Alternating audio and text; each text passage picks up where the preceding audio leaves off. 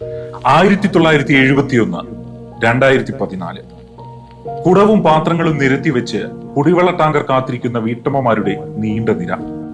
അർദ്ധരാത്രി ആയാലും ഈ കാത്തിരിപ്പ് അവസാനിച്ചിരുന്നില്ല. വേനൽക്കാലമാകുമ്പോൾ പുനലൂർ നഗരസഭയുടെ പാതയോരങ്ങളിലും വാർഡുകളിലും കണ്ടിരുന്ന ഒരു കാഴ്ചയാണിത്. 35 വർഷത്തിലധികം പഴക്കമുള്ള പുനലൂർ കുടിവെള്ള പദ്ധതിക്ക് നഗരവാസികളുടെ കുടിവെള്ള ആവശ്യത്തിന്റെ പകുതി പോലും പരിഹരിക്കുവാൻ കഴിയുന്നതായിരുന്നില്ല.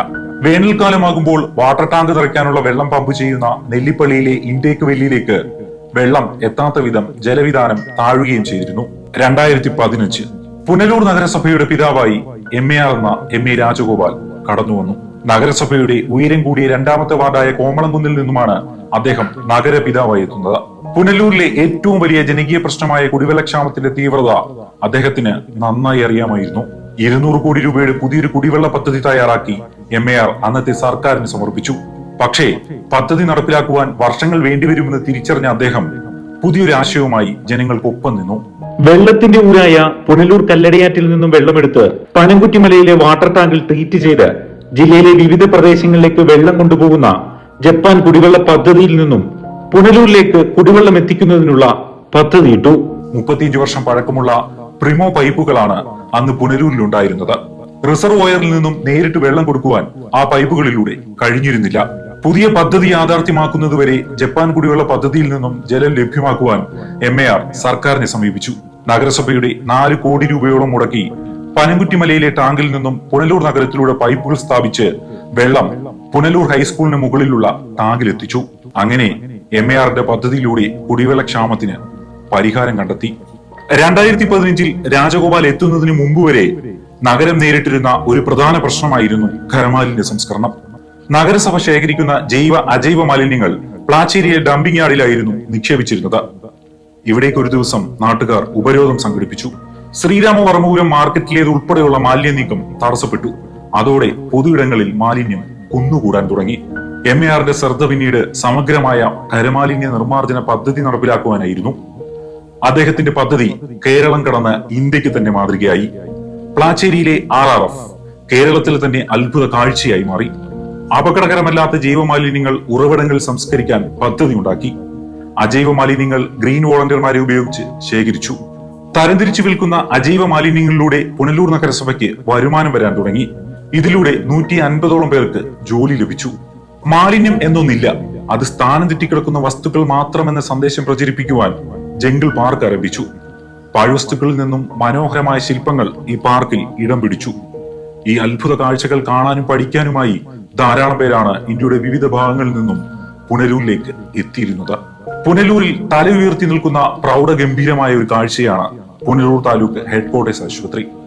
ഒരു ജില്ലാ ആശുപത്രിയോടൊപ്പം സൗകര്യങ്ങളുള്ള ആശുപത്രി. 300-ലധികം താൽക്കാലിക ജീവനക്കാരാണ് ഇവിടെ ജോലി ചെയ്യുന്നത്. കിഫ്ബിയിൽ നിന്നും 100 കോടിയോളം രൂപ ഉപയോഗിച്ച് നിർമ്മിച്ച പുനലൂർ താലൂക്ക് ആശുപത്രി MA രാജഗോപാലും ആശുപത്രി സൂപ്രണ്ടായിരുന്ന ഡോക്ടർ R ഷാഹിർ ഷായും ചേർന്നുള്ള ടീമായിരുന്നു പണിതുയർത്തിയത്. കാർഷിക സംസ്കൃതിയുടെ നാടായ പുനലൂരിനെ കർഷകർക്ക് നെഞ്ചോട് ചേർത്ത് പിടിക്കുവാൻ MAR നഗരപിതാവായിരുന്നപ്പോഴാണ് ഒരു ആശയം കൊണ്ടുവന്നത്. കൃഷിക്കാരുടെ ഉൽപ്പന്നങ്ങൾക്ക് മതിയായ വില ലഭിക്കുന്നില്ല എന്ന് അദ്ദേഹത്തിന് അറിയാമായിരുന്നു. പുനലൂർ നഗരസഭയുടെ സ്ഥലത്ത് VFPCKയുമായി ചേർന്ന് കലയനാട് കേന്ദ്രമാക്കി കാർഷിക വിപണി ആരംഭിച്ചു.